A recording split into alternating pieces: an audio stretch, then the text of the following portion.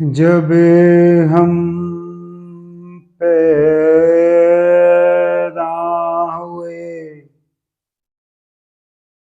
जग हंसे हम रोए, ऐसी करनी करे चलो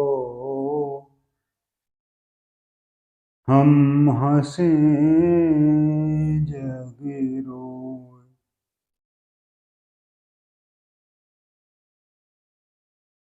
मित्रों नमस्कार।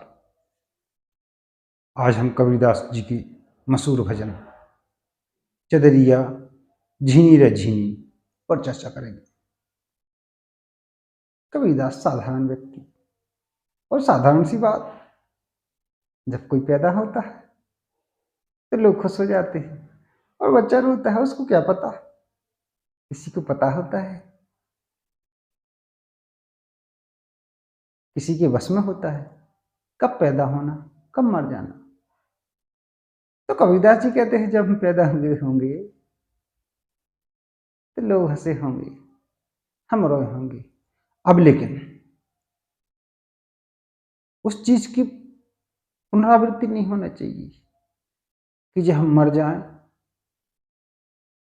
तो फिर लोग नहीं हंसेंगे, लोगों को हंसने नहीं देंगे, लोग रोएंगे। कैसे रोएंगे? इसमें कबीरदास जी कहना क्या चाह रहे हैं? देखिए, जब किसी के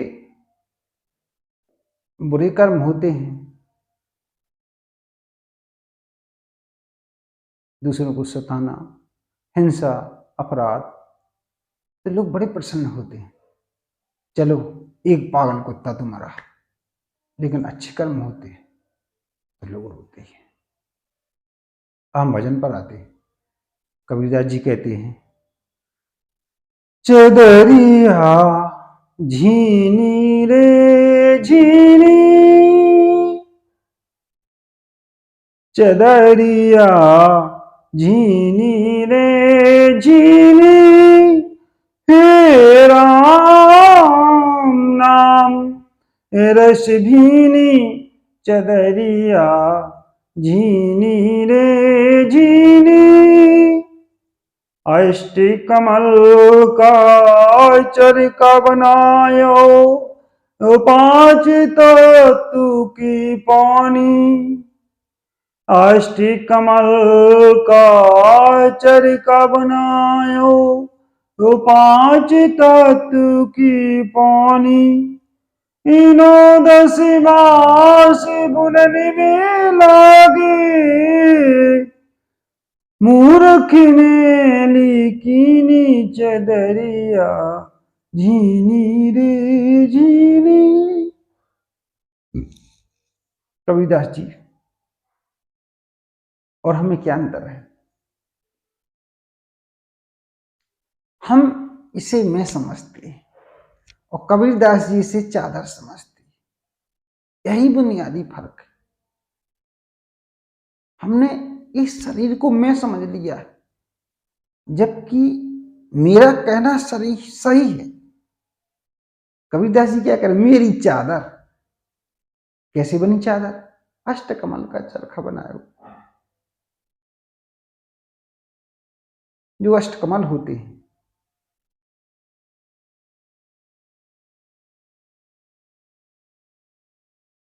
जैसे जो कुंडलिनी जागृत में होते हैं, 1 2 3 4 5 6 7 8, वैसा ही अष्टकमल। इस पर हम बाद में चर्चा करेंगे। अगर आप लोग इच्छुक हैं तो बाद में चर्चा करेंगे इस पर, क्योंकि इस पर एक वीडियो में बताना संभव नहीं हो, वो समझ से परे होगा। अष्टकमल जो कबीरदास जी ने कहा है, उस पर कम से कम 2 घंटे का समय चाहिए। तो ये समझ लो, अष्टकमल का ये कोई ऐसी चीज है, अष्टकमल कोई ऐसी चीज है जो 5 तत्व में है। 5 तत्व में है और उस 5 तत्व में अष्टकमल का चरखा चला और 9-10 महीने बुनने में लगा। ये तो आप जानते होंगे, हमारे शरीर को 9-10 महीने बुनने में लगा। और कब लगा, कैसे लगा? अष्टकमल का चरखा और 5 तत्व की पानी, पंच तत्व से बना शरीरा, क्षितिज पवन जल गगन समीरा। इन 5 तत्वों से अष्टकमल के चरखा से 9-10 महीने में चदरिया बनी। चदरिया, देखिए कबीरदास जी चदरिया क्यों कहा? जो ज्ञान को उपलब्ध होता है वो तो स्पष्ट कहता है, भाई जो ज्ञान मैंने जाना है वो मैं कह नहीं पाऊंगा। आपके अंदर कोई बात है, आप कैसे कहेंगे? मुंह से कहेंगे? दिमाग की प्रोसेसिंग के बाद ही कहेंगे, क्योंकि शब्द आपने सीखे उन्हीं के थ्रू कहेंगे ना। तो क्या होता है, जो हमारे सिस्टम में शब्द हैं उसी के थ्रू तो कहेंगे। किसी बात को समझाने के लिए आप एक गणितज्ञ के पास जाओ तो वो गणित का उदाहरण देगा, किसी पहलवान के पास जाओ तो वो कुश्ती का उदाहरण देगा, किसी सब्जी वाले के पास जाओ तो वो सब्जी वाले का उदाहरण, क्यों वो उसका उदाहरण दे रहा है? क्योंकि उसकी मैट्रिक उसके दिमाग में सेट है, उसको वो शब्द उपयोग करने के लिए कोई सोचना नहीं पड़ता। उसे पता है कि हम अच्छी तरीके से इनके थ्रू कह सकते हैं। तो जो कबीरदास जी काम करते थे, अब देखिए कबीरदास जी जो लाहे थे तो उन्होंने क्या किया, अष्टकमल चरखा पानी से व्याख्या कर दी। मीरा क्या थी? मीरा रानी थी, छत्राणी थी। अब छत्राणियों को कोई ज्यादा काम तो होता नहीं, मीरा कृष्ण की भक्ति करती होंगी। तो जब उनको ज्ञान प्राप्त हुआ तो उनने अपनी ज्ञान की अभिव्यक्ति कृष्ण भक्ति के माध्यम से की। रैदास क्या करते थे? जूते बनाते थे। उनने अपनी ज्ञान की भक्ति कैसे की? मन चंगा तो कठौती में गंगा, जो भी है। अब देखिए रैदास की भक्ति, कबीरदास की भक्ति एक है। कठौती में गंगा निकल गंगा, उनकी कठौती में गंगा निकल जाए, क्या है?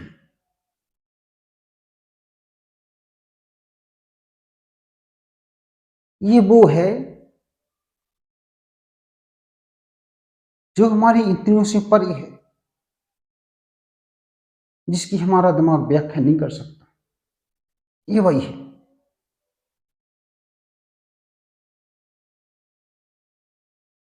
जब मोरी चादर बने घर आई, रंग रेज को दीनी चदरिया, रंग रेज को दीनी, ऐसा रंग रंगा रंग रे ने, ऐसा रंग रंगा रंग रे ने, लाल लाल कर दीनी चदरिया, झीनी रे झीनी।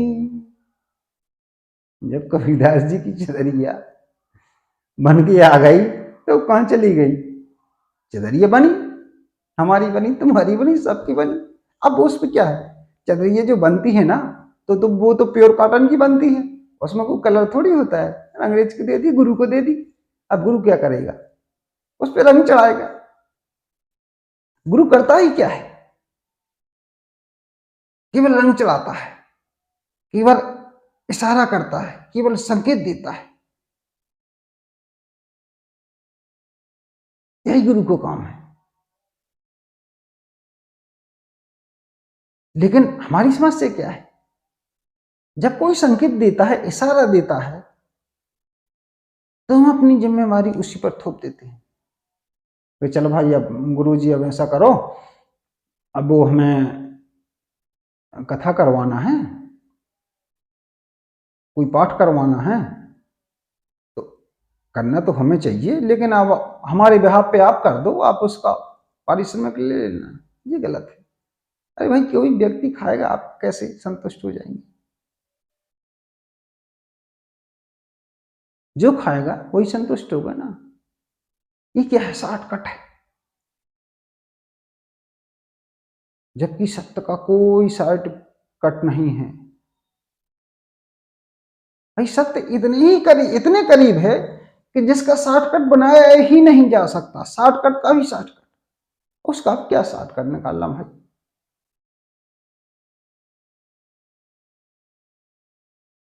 तो गुरु है जो, वो एक आपको रंगने का काम करता है, आपको दुनियादारी दिखाता है, चलना आपको ही होता है। तो कबीरदास जी कह रहे हैं, जब मेरी चादर बन के आ गई तो अंग्रेज को दी गई, और अंग्रेज ने अपने हिसाब से रंग चढ़ा दिया।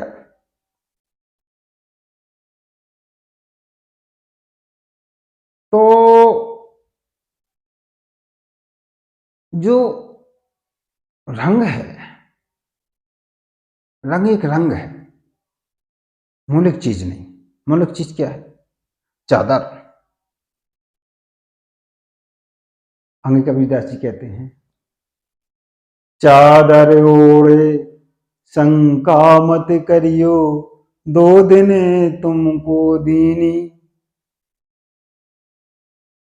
चादर ओढ़े शंका मत करियो, 2 दिन तुमको दीनी।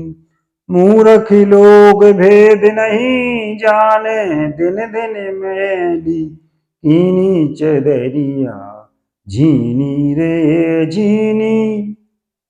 2 दिन के लिए मिली है, हमने क्या समझ लिया है कि मिली ही है। इसका सिस्टम ही ऐसा है।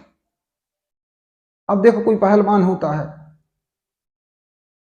उसकी आंख खराब हो ही जाती, क्यों? क्योंकि जो उसमें प्रोटीन है आपके लेंस में वो फिक्स है, कितने दिन के बाद पक ही जाएगा। अब कोई कहे मेरी आंख खराब हो गई, नो, इट इज नेचर,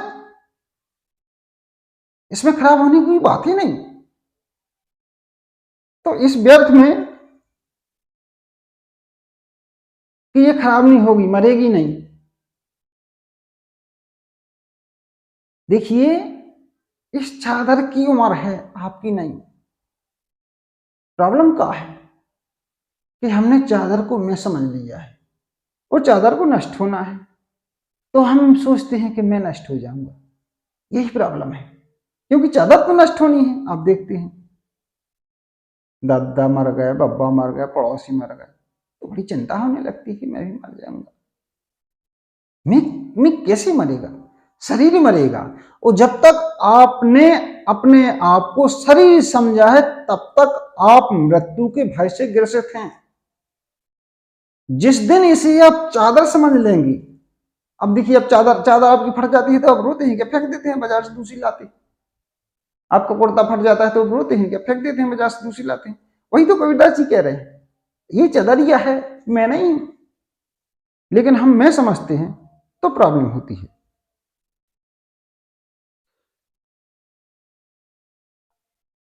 ध्रुव सुदामा ने ओढ़ी, सुखदेव ने निर्मल कीनी। किन किन ने ओढ़ी? ध्रुव सुदामा ने ओढ़ी, सुखदेव ने निर्मल कीनी। दास कबीर,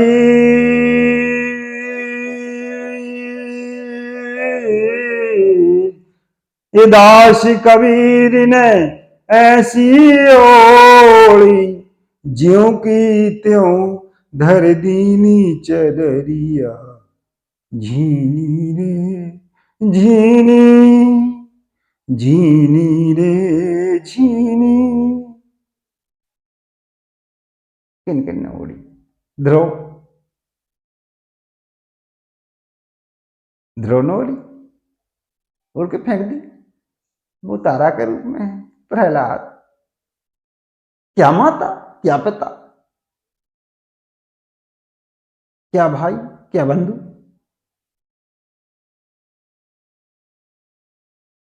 दुख का कारण क्या है? प्रहलाद की बात कर रहा हूं मैं। दुख का कारण है संलग्नीकरण।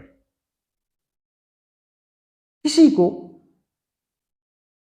अपने खाका में परिभाषित करना, संबंधों के बारे में एक छवि बना लेना।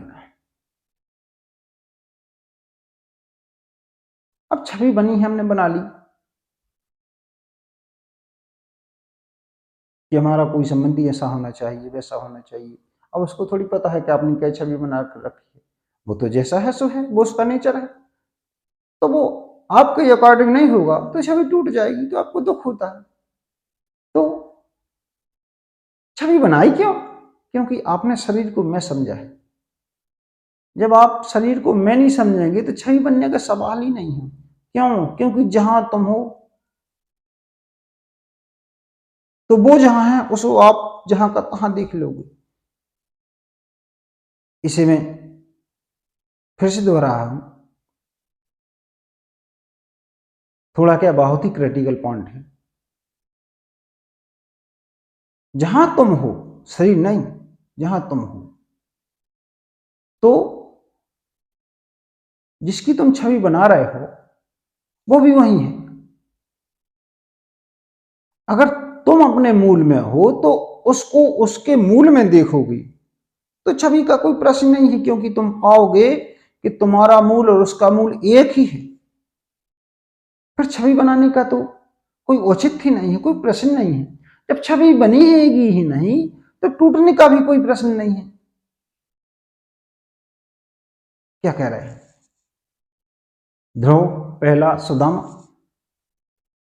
सुदाम ने माने ओढ़ी, सुदाम बिल्कुल ओढ़ी। सुदामा जीवन भर कृष्ण की भक्ति करते रहे, शरीर को चादर के समान माने रहे और गए भी। यही देखिए बुद्ध पुरुष की क्या विशेषता। सुदामा कृष्ण के पास गए, रोए कृष्ण, पाँव धोए, आसन पर बैठाया। हम होते तो कहते चल अब मुझे ज्यादा नहीं तो कम से कम 50% की शेयर होल्डिंग तो दे दे भाई, तू मेरे बचपन का मित्र, देख तू राजा बना रहा, मैं दुखी रहा। अरे वो तो सब कुछ देने को तैयार थे, लेकिन हमारा मन किया कि जाना है तो जाना है, मन किया कि नहीं लेना, इसका मतलब क्या है, मैं करूंगा क्या, तो नहीं लेना। जब हम किसी काम को पूर्वाग्रह से ग्रसित होकर करते हैं तो वो एक संलग्नीकरण है।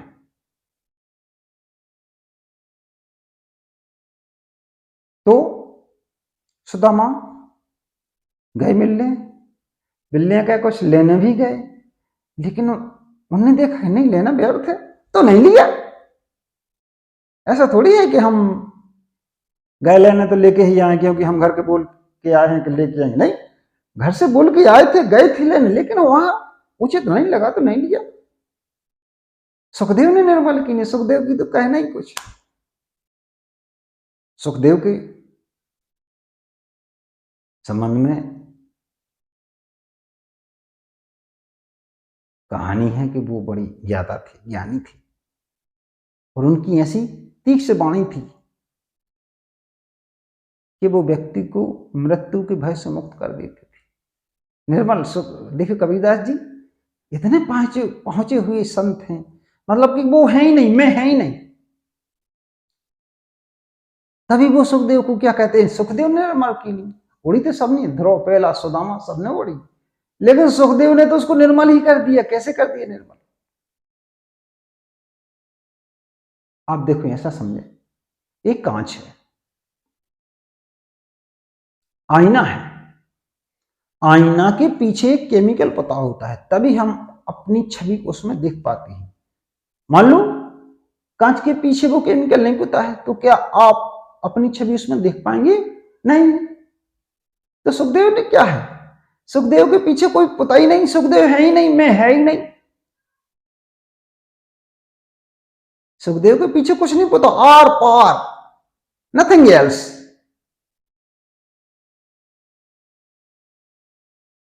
कृष्ण क्या कहते हैं अर्जुन से, शोक न कर मेरी शरण में आ जा। बड़ी अहंकार की घोषणा। अगर कोई कहता है कि मेरी शरण में आ जा, शोक न कर, तो कितना अहंकार है। लेकिन कृष्ण का कहना वाजिब है। क्यों वाजिब है? क्योंकि वहां मैं है ही नहीं। इसको समझे आप। कहने के लिए भाषागत वेद होना स्वाभाविक है, मेरी शरण में आ जा, लेकिन वह कोई मैं नहीं है, कोई अहंकार नहीं है। तो सुखदेव जब किसी को समझाते थे, भागवत गीता क्या है? सामान्यतः भागवत गीता 7 दिन की होती है। लोग करवाते हैं, लोग करते हैं, लेकिन करने वाली ने कर दी, करवाने वाली ने कर दी। 8वें दिन से ज्यों करते हैं। करने वाली ने अपना और ग्राहक ढूंढ लिया, और करवाने वाले ने जो 7 दिन को नुकसान हुआ या जो भी दान दक्षिणा की जो खर्चा आया, उसकी भरपाई में लग गया। लेकिन सुखदेव का जो 7 दिन का मैटर है, उसके हिसाब से सार्थकता तब है, कथावाचक की सार्थकता तब है, जब सुनने वाला जीवन और मृत्यु के बंधन से मुक्त हो जाए। 8वें दिन वो पाए कि अरे मैं कितना मूर्ख था, कितना पागल था, कहां इतने समय डूबा रहा। लेकिन वो 8वें दिन क्या पाता है कि चलो हमने अपनी फॉर्मेलिटी कर दी, अब 8वें दिन से फिर ज्यों कहते हो, तो क्या फिर ज्यों कहते हो, तो फिर उसको लाभ क्या हुआ? श्रोता को आपने क्या समझाया उसको? जबकि सुखदेव नाचने लगता था आदमी। वही तो बात है कि अगर आप किसी को पढ़ के कहानी सुना देते हैं, एक था राजा, एक थी रानी, दोनों मर गए, खत्म कहानी। नहीं, आप उस चीज को बताइए जो उसका मूल है, तब आदमी खुश हो जाए। नहीं, खुश नहीं करना है, उसकी आत्म अनुभूति, उसकी अनुभूति आत्मा से हो। अब आत्मा से कैसे होगी? क्योंकि बोलने वाले की ही नहीं है, तो वो सुनने वाले की कहां से आ जाएगी? बोलने वाले किया अध्ययन, और अध्ययन करके बोल दिया। सुनने वाले ने बुद्धि से सुन लिया, तुमने उसको कोई इंस्ट्रक्शन नहीं दी, हिदायत नहीं दी, तुम्हारा चित्त दिमाग ही नहीं है उस पर कि हमें यहाँ क्यों बुलाया गया है, हमें कहाँ कंसंट्रेट करना है। बस एक कहानी की तरह सुना रहे हो। बोलने वाले का कंसंट्रेट होना चाहिए कि सुनने वाला समझ भी रहा है कि नहीं। 7 दिन बहुत होते हैं। राजा जनक के लिए अष्टावक्र कहते हैं कि ज्ञान को उपलब्ध होने में इतना समय लगता है जितना एक पांव से दूसरा पांव रखने में, लेकिन उसकी पहले से बैकग्राउंड होना चाहिए। तो 7 दिन में क्या बैकग्राउंड पर्याप्त है? जब सुखदेव ने इतने लोगों को समझा दिया कि जिनकी मृत्यु होने वाली थी वो ज्ञान से नाचने लगे, वो मृत्यु की प्रतीक्षा करने लगे। क्या जीवन, क्या मृत्यु? तो कबीरदास जी कहते हैं कि सुखदेव की महानता तो देखो कि निश्चय दरिया को ही निर्मल कर दिया। दास कबीर ने ऐसी उड़ी ज्यों की त्यों धर दी। कबीरदास की तो कह नहीं क्या, कबीरदास तो बिना पेंट के हुए कांच है। आप देखो आर पार, जैसी आई थी वैसी ही धर दी, मुझे लेना क्या, मतलब ही क्या, ज्यों की त्यों धर दी। आप इसको समझे, दास कबीर ने ऐसी उड़ी ज्यों की त्यों धर दी। ज्यों की त्यों कब धरोगे आप देखते हैं लोगों को, बाल सफेद होगा तो पेंट करा लेंगे, सिर के हो गए तो पेंट करा लेंगे, बड़ी चिंतित रहेंगे कि यार बाल झड़ गए।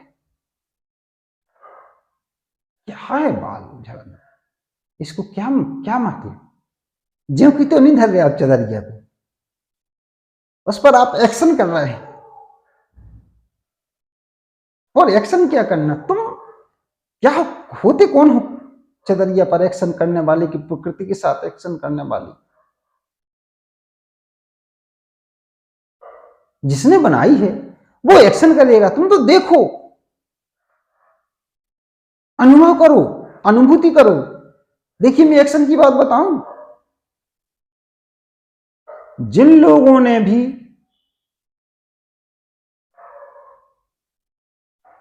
प्रकृति के साथ एक्शन किया है उसका परिणाम उल्टा ही हुआ है। प्रत्येक क्रिया की प्रतिक्रिया होती है, परिमाण में बराबर, दिशा में विपरीत होती है। ये न्यूटन की गति का नियम है।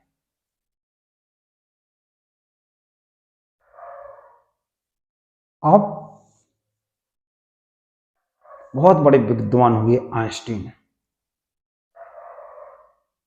उन्होंने बहुत बड़ी खोज की, E=mc²। क्या किया इनने? एनर्जी जनरेट का फार्मूले दिए लोगों को। हुआ क्या? उसका परिणाम क्या है? इतनी जीवन भर की रिसर्च, इतनी संपन्नता, इतने अच्छे गुरु, इतनी अच्छी टेक्नोलॉजी, उसके बाद उसका परिणाम निकला परमाणु बम, हाइड्रोजन बम।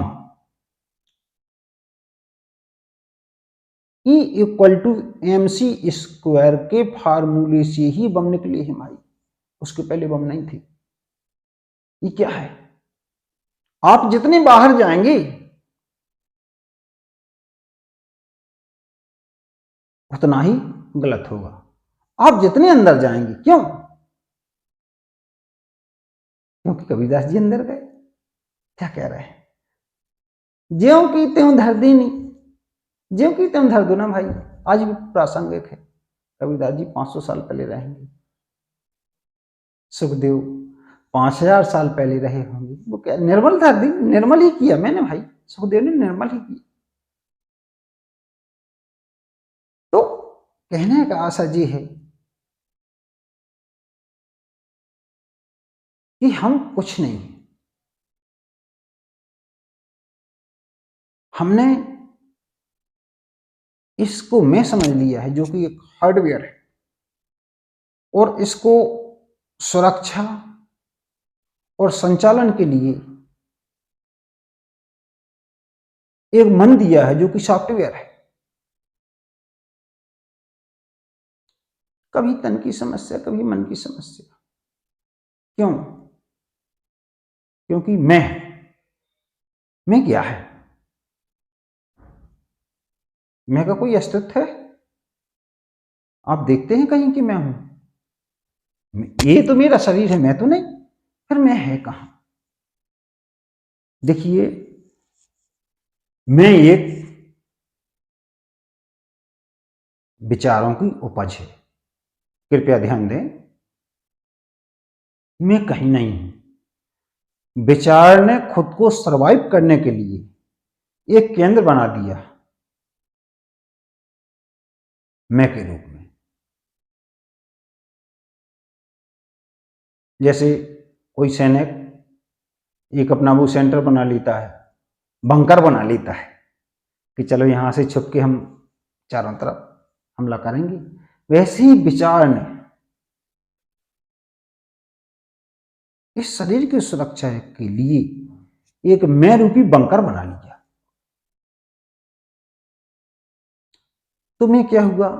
विचारों की उपज। आप कबीरदास जी इसमें कहते हैं कि राम नाम रस भीनी, राम नाम रस भीनी। चदरिया टूटी फूटी खराब है, लेकिन राम नाम रस में भीन जाए तो वो अच्छी हो जाएगी, भीनी ही चाहिए। तो कबीरदास जी इसमें राम का शब्द कहते हैं, राम नाम। देखिए इसे थोड़ा ध्यान दें। मैं इतना तो आप समझ गए, नहीं समझे हो तो अब तुरंत समझ में नहीं आता, एक आध साल बाद आएगा कि मैं कहीं नहीं हूं, एक विचारों की उपाधि। फिर कबीरदास जी कहते हैं कि इस चदरिया को राम नाम से भिगा लो। राम नाम, राम क्या है भाई?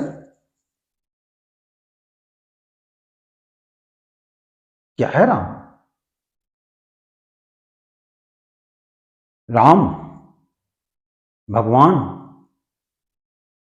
क्या हमने जो राम की छवि बनाई है, क्या वो मन से नहीं बनाई?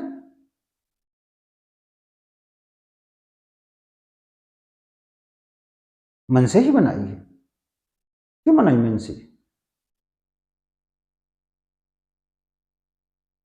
अपनी सुविधा के लिए। अगर मन से नहीं बनाई होती तो उसे परिभाषित नहीं किया जा सकता था। क्यों? कबीरदास जी कहते हैं, अकथ कहानी प्रेम की कही कछु ना जाए, ज्यों गूंगे की शर्करा खाए और मुस्काए। प्रेम की, सत्य की, भक्ति की, ईश्वर की कहानी अकथ है, लेकिन राम को हमने कथ कर दिया। किसने परिभाषित किया? विचार ने। विचार ने ही मैं बनाया और विचार ने ही राम को बना दिया। तो विचार ही विचार को मान रहा है, पूज रहा है, तो इसमें पूजा भाव कहां हुआ? ईश्वर की पूजा कहां हुई? जबकि राम अपरिभाषित, हमने जो छवि बनाई है उनके बारे में लिखा है, ये मन का है, कारनामा है। जबकि राम को जो, जिस कबीरदास जी जिस राम की कहते हैं, जिस राम में चदरिया भिगोनी कहते हैं, वो अपरिभाषित है। हमारी क्या मजाल, मनुष्य बुद्धि क्या औकात की वो राम को परिभाषित कर दे। हम राम को परिभाषित किए फिर रहे हैं। ये क्या है? आप सोचो,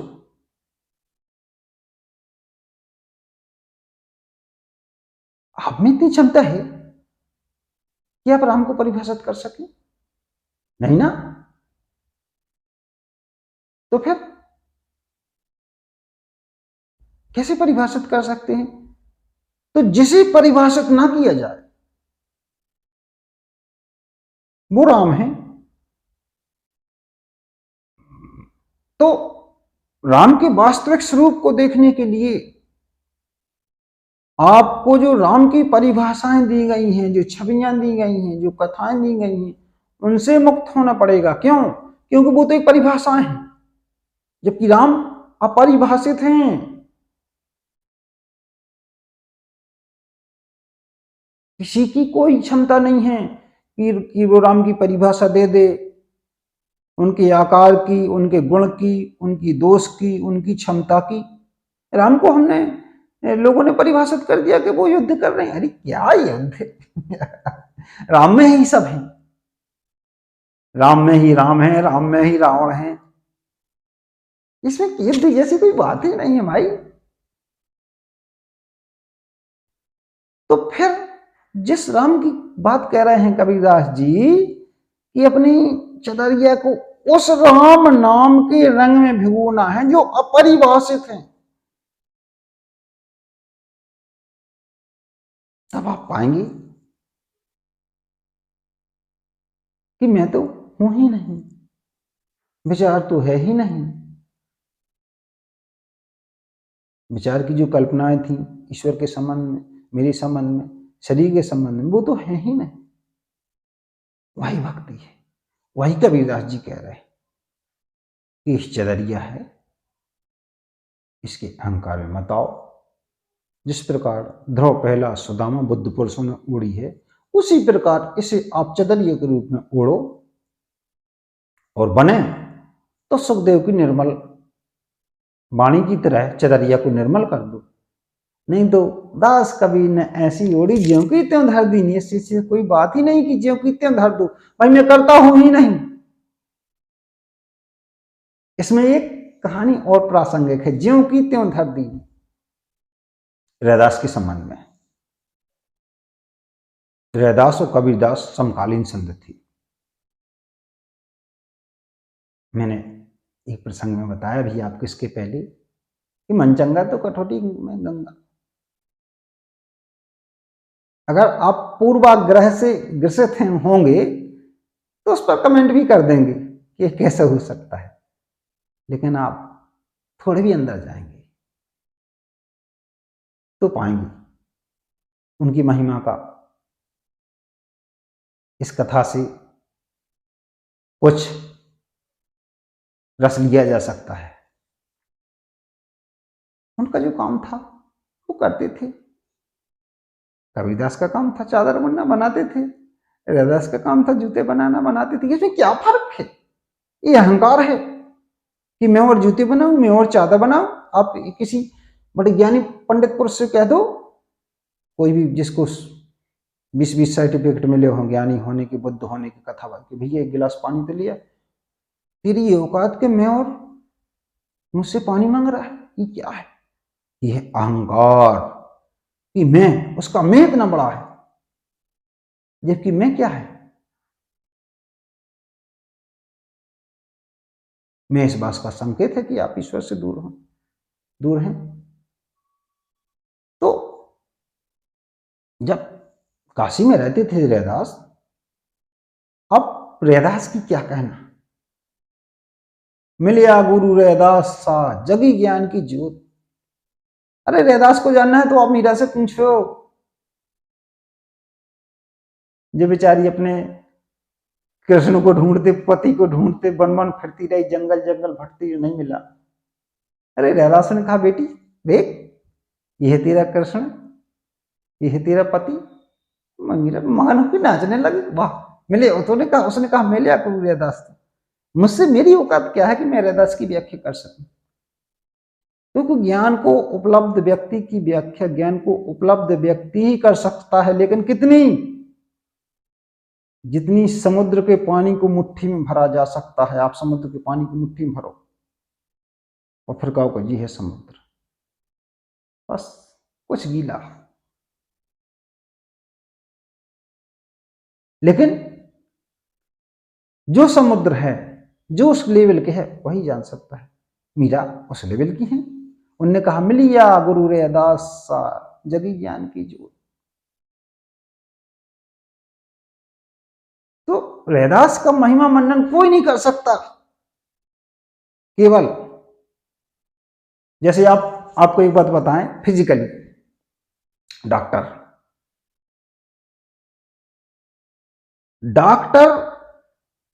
जो लिख देता है कोड मान लेता है, और उस डॉक्टर ने गलत तो नहीं लिखा, सही तो नहीं लिखा। जब तक आपके पास डॉक्टर नहीं होगा तब तक ना आप उसे गलत ठहरा सकते हैं, आपका वकील गलत ठहरा सकता है। क्यों? क्योंकि कभी जाने कब की भाषा। तो अगर आप के खिलाफ डॉक्टर ने लिखा है और चाहते हैं कि डॉक्टर ने मेरे अगेंस्ट लिखा है, तो आपको डॉक्टर को ही लाना पड़ेगा, वही बताएगा। क्योंकि खगी जाने की भाषा। तो रैदास की भाषा कौन जान सकता है? मीरा ने क्या कहा? मिलिया गुरु रैदास जगी ज्ञान की ज्योत। मीरा छत्राणी थी, लेकिन देखिए यहां कोई भेद नहीं होता। जहां भेद है वहीं अहंकार है। मैं इसे तो विलीन करना है। लोगों ने अपने अपने मैं को बड़ी सजा के रखा है, मैं ये हूं, मैं वो हूं, मैं ऐसा, मैं वैसा। अष्टावक्र क्या कहते हैं एक जगह पे, ना तू कोई वर्ण है ना जाति है, ये मैं क्या है? बंधन है। आप इसको समझे। यहां पर एक दृष्टांत देना आवश्यक है समसामयिक। प्रशांत त्रिपाठी, जो कि IIT, IIM, IAS, प्रशांत त्रिपाठी, वर्तमान में वो क्या है? आचार्य प्रशांत त्रिपाठी। कहां गया? वो बंधन था। उन्होंने जान लिया कि ये बंधन है, ये परिभाषा है मेरी, मैं मुक्त हूं। तो जब आप मन के, संसार के बंधन से लिपटे रहेंगे, मक्खी की तरह गुड़ में गड़े रहेंगे, तब तक आप मुक्त नहीं हो सकते। गुड़ मीठा है, आपको बंधन सुविधा देगा, लेकिन आपको कष्ट भी देगा। एक की सुविधा देके 10 का कष्ट देगा। गुड़ आपको मीठा लगेगा, लेकिन चिपका के आपको मौत भी देगा। आपको मुक्त होना है तो गुड़ से मोह नहीं करना पड़ेगा। आपको गुड़ को एक चीज की तरह लेके छोड़ देना है। तो जो बंधन है उनको आपको छोड़ना पड़ेगा। तो रैदास के संबंध में चर्चा हो रही थी। काशी के नरेश आए, मैंने कहा बड़ी ख्याति है यार, मैं भी जाके देखूं। आयुष ने प्रणाम किया, उन्होंने कहा गुरु जी आप काम करते हैं, भक्ति भी करते हैं, मैंने बहुत सुना आपकी भक्ति का, लेकिन आप काम भी कर रहे हैं। गुरु जी ने कहा इससे क्या फर्क पड़ता है, काम में करता नहीं होना चाहिए, काम करो या ना करो। उनका देखो गुरु जी मैं यहाँ का राजा हूं, मेरा कर्तव्य बनता है कि आप जैसे बुद्ध पुरुषों की